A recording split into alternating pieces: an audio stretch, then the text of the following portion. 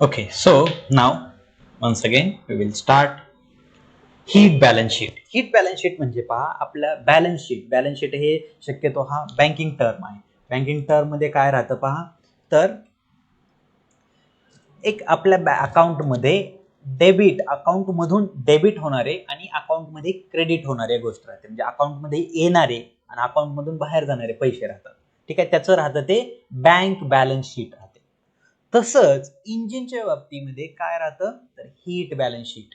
Engine मध्ये heat कुठून येते आणि इंजिन मधली हीट आहे ती कुठे जाते, that sheet is called as a heat balance sheet. Yes, the equation or a balancing equation, it is called as a heat balance sheet. Now in a heat balance sheet, from where we are going to get the heat input per minute and heat expenditure per minute. Yes, this is the input and this one is the output.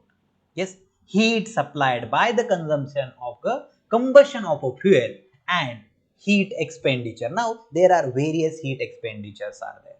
ठीक आहे, आपल्याला 100% म्हणजे पहा एखाद्याच्या अकाउंटमध्ये salary येते. ठीक आहे, सॅलरी येते. Okay, that is the only input.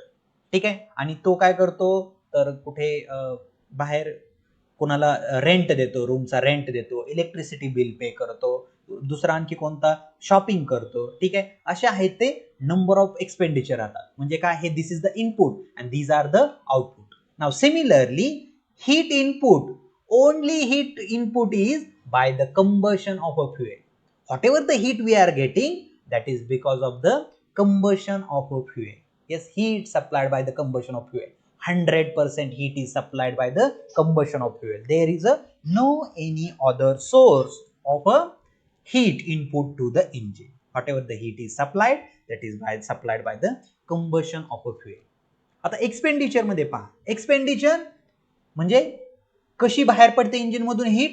So first expenditure is the heat in the brake power. Yes, generally 30% of a heat which is generated inside the engine is converted into a brake power. आता हे का म्हणतो मी 30%? Because number of experiments have done.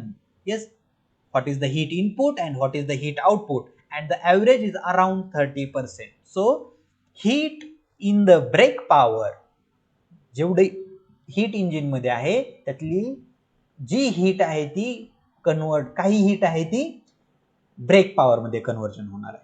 30% heat is converted into a brake power. Second, heat carried by cooling water. Heat carried by jacket cooling water. इंजिनला थंड ठेवण्यासाठी इंजिनच्या jacket मधून, jacket म्हणजे सिलेंडरची जी बॉडी आहे त्या बॉडीमध्ये ग्रूव्ज असतात, त्या ग्रूव्ज मधून वॉटर जे फ्लो होतं ते ग्रूव्ज मधून फ्लो होणार वॉटर आहे ते हीट आहे ती डेसिपेट करतं. Yes, around 30% heat is carried by the jacket cooling water. Around 30% heat is carried by the jacket cooling water. Okay, now third output, third expenditure. Yes, around 30% heat is carried by the exhaust gases.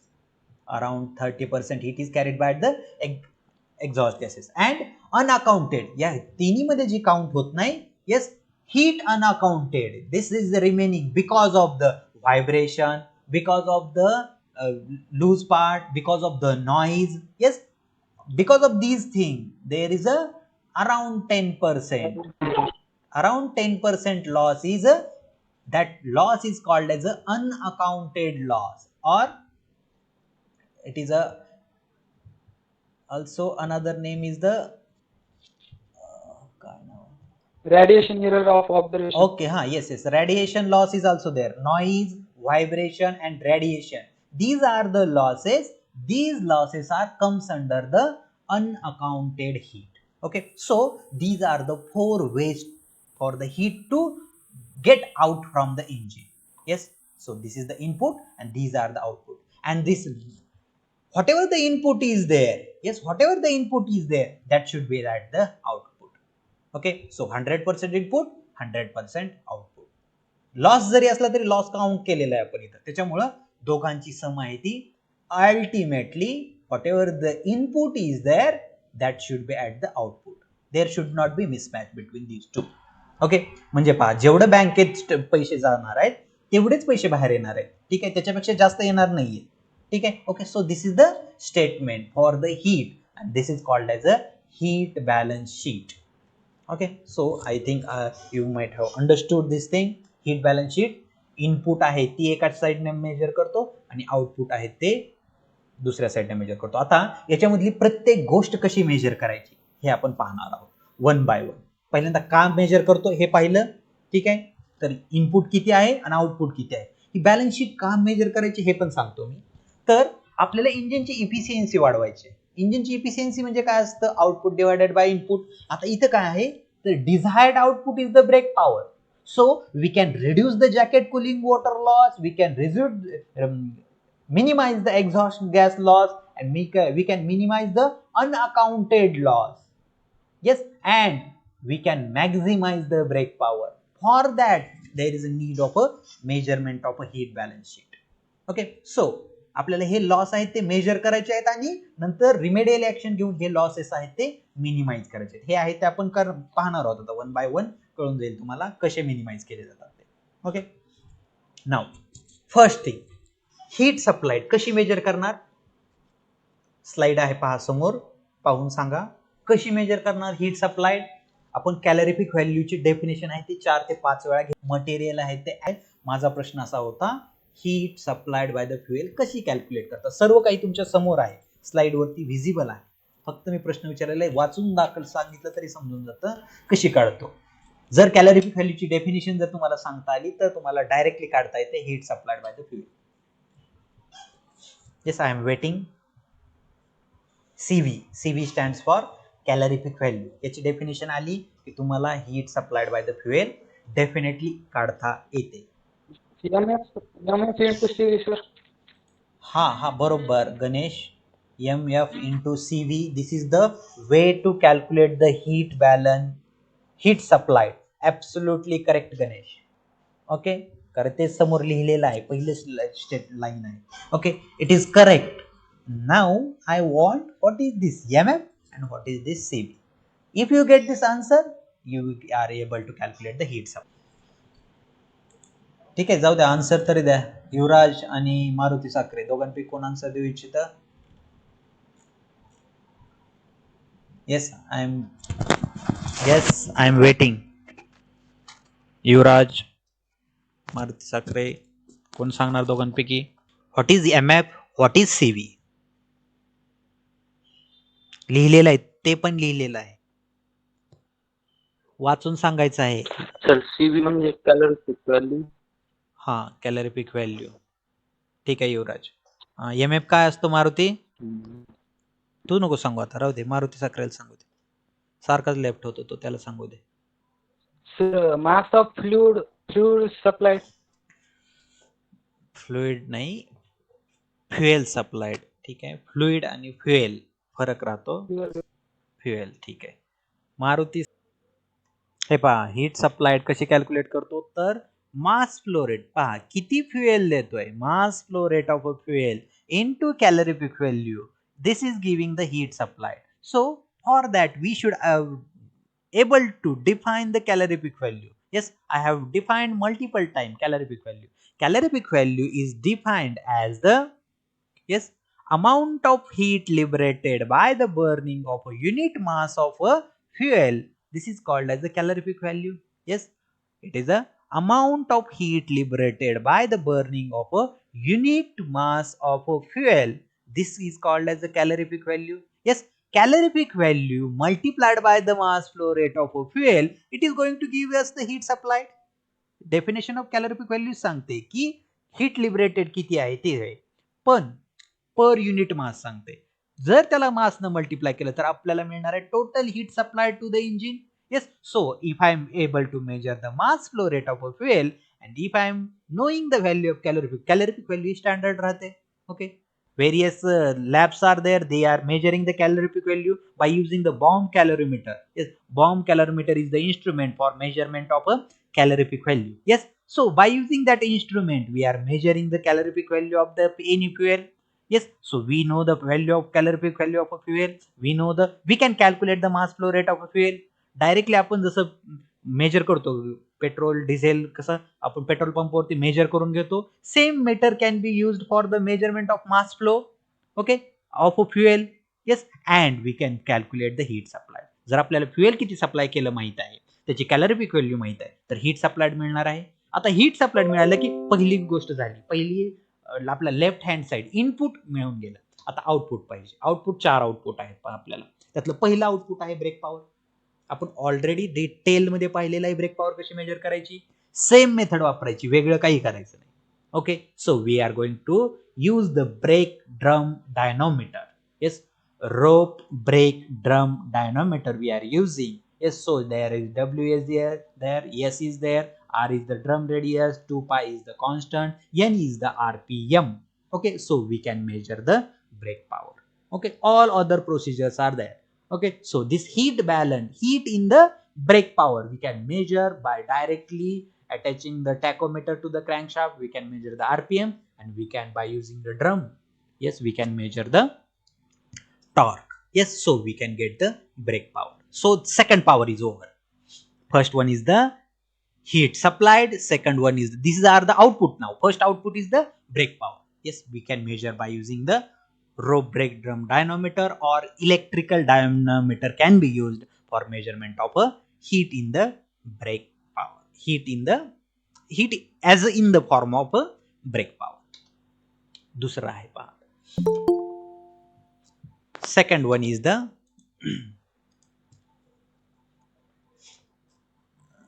Amol Sawan from long time. This is, I think, your first or second lecture, Amol Sawan.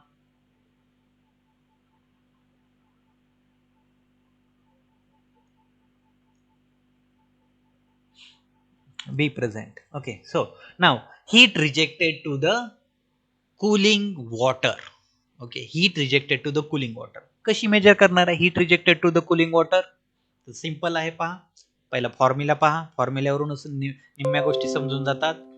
पहा, heat rejected to the cooling water. How we find out the heat rejected to the cooling water? सर्वात पहिल्यांदा पहा, कोणती heat major करण्यासाठी आपल्याकडे formula एकच आहे पहा, mCp delta T. mCp delta T. This is the formula for measurement of any sort of a heat. आता याच्यामध्ये m का आहे, तर mass of a substance. Cp का आहे, specific heat. Okay, Cp is the specific heat, and last one is the temperature difference. This is according to Newton's law of cooling.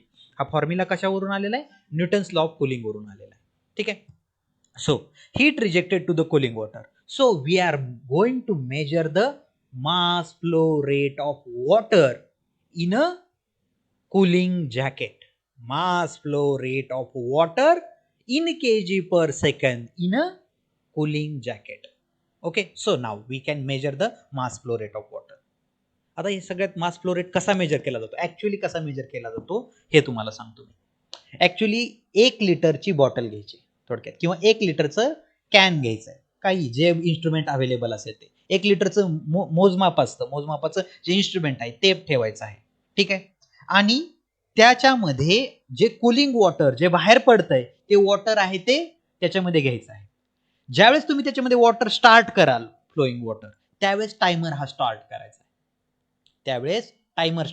आहे. आणि ते 1 लिटरचं व्हॉल्यूम भरण्यासाठी किती वेळ लागतो हे मेजर करायचं, आणि त्याच्यातला सप्लाय हा बंद करायचा, त्यावेळेस टाइम हा स्टॉप करायचा. तर पहा काय मिळालं तुम्हाला, व्हॉल्यूम पर युनिट टाइम मिळणार आहे हे जर केलं तर.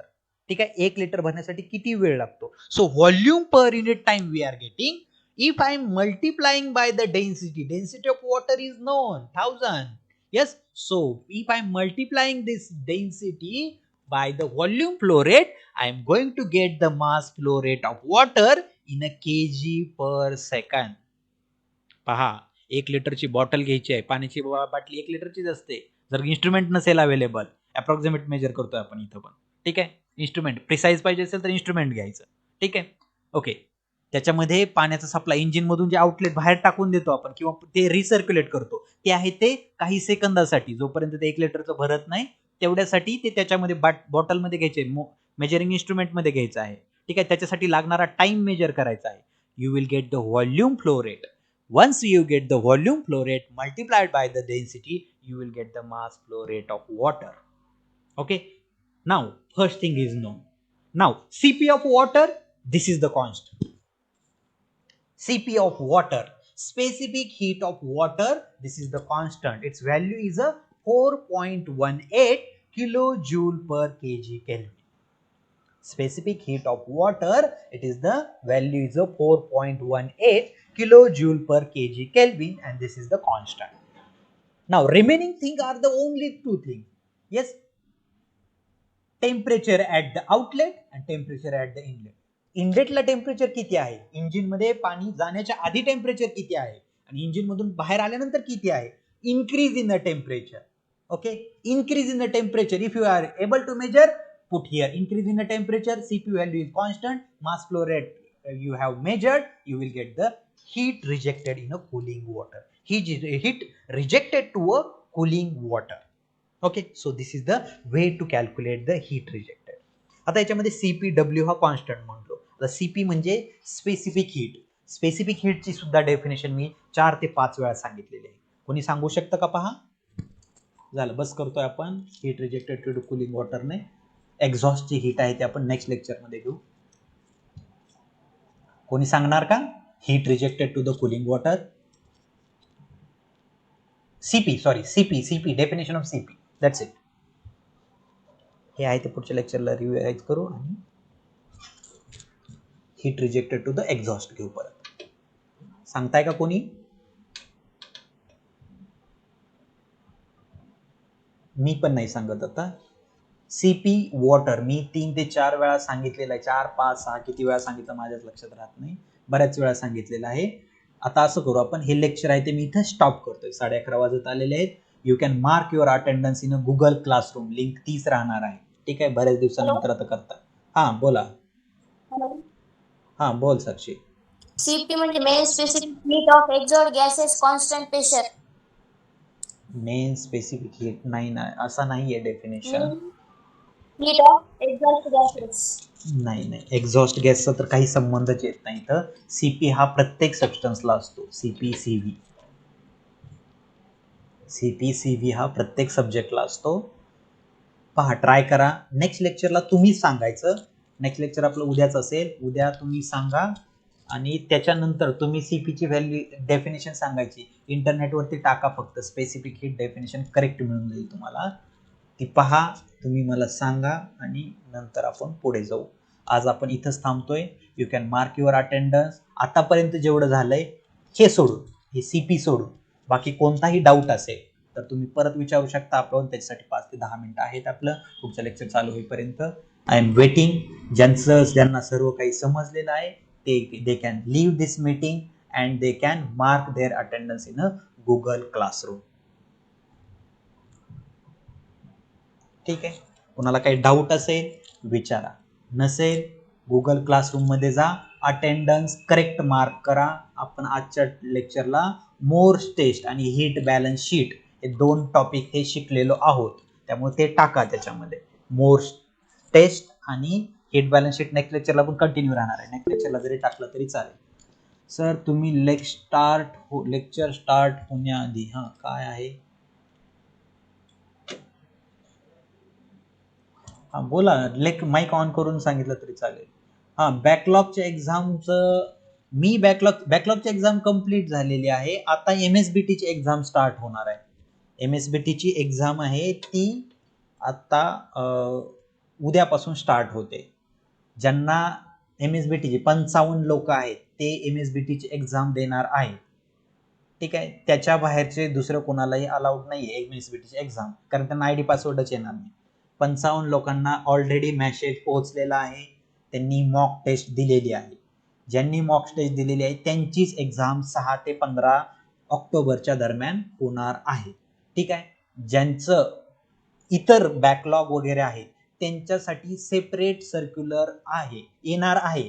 असं सर्क्युलर आलेलं आहे, ते मी ग्रुपमध्ये फॉरवर्ड केलेलं आहे. रेडने मार्क करून पाठवलेलं आहे. तुम्हीच पाठवलं होतं कोणीतरी सर्क्युलर. त्याच्यामध्ये त्याच तुमच्या सर्क्युलरमध्ये मी मॉडिफाय केलं होतं की कोणतं त्याचं मिनिंग काय आहे. हे जे आहे ते तुम्हाला